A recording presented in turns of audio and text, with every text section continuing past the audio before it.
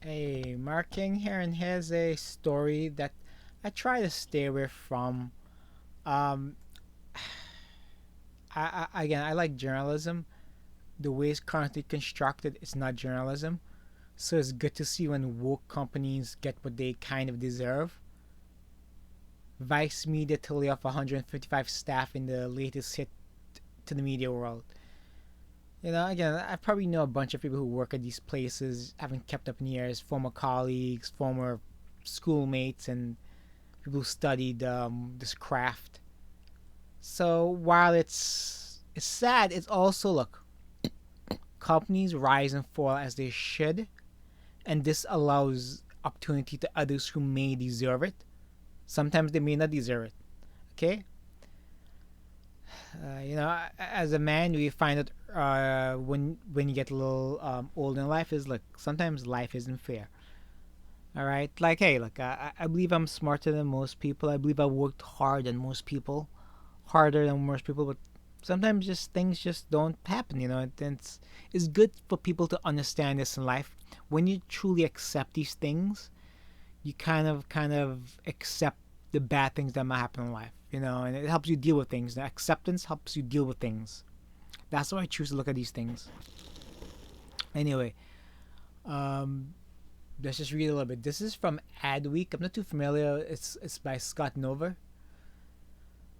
Um, Vice Media CEO Nancy Dubak announced today that the media company will lay off 155 employees, starting with 55 staffers in the U.S. Today and 100 more international employees. In a letter to the staff, Dubak reportedly noted the economic hardships for the media business, which has been pronounced. Again, a lot of these things. Okay, so I believe this basically sped up what was coming. Again, when times get hard, a lot of truths happen in the world. All right, you'll see the lies kind of diminish, and you see truths emerge. You'll see this is why people are ignoring a lot of feminist articles online. People know it's a joke, right? They try to push it for clicks. They try to push it for an agenda. But when important things happen, people like scoff at it and move on. Currently, our digital organization accounts for 50% of their headquarters revenue, but only brings in about 21% of 50% of our headcount costs, but only brings in 21% of our revenue. This is by Dubak, right? She said Vice will cut 10% of digital staff and more employees will be moved to its growing news division. Vice News, shocking. Again, I really respect the guys who build Vice. I really know really Gavin McGinnis. He's one of these, like, I believe in Gavin McGinnis. I believe in what he says. He's really manly. He pushes a manliness. And he's a big pushback against the identitarians, essentially. I hear people like who do not like Gavin McGinnis, and it seems they don't like his brashness. But you understand, brashness is a sign of masculinity. Brashness is a sign of strength. You want your man to be cocky. You want your man to be cocky and basically have huge stones. That's exactly what you want. People who deny this are either lying or they're probably feminists who are also lying. Again, nothing comes good out of feminism. Okay, good things come from masculinity. Good and bad things come from masculinity. Okay, right? Anyway, again, the reason I brought up McGinn because he's one of the founders or co-founders of Vice. Okay, and then I think either he was forced out or he left because he didn't like the way the direction Vice was headed. Smart man. Again, you want to be an entrepreneur. That's my true belief system. Anyway, by the end of March, as the pandemic began to take hold of the U.S. news organizations who were lying to you since January to cover the communists, right? Just to be honest, stop contributing 401k matches, yada yada yada.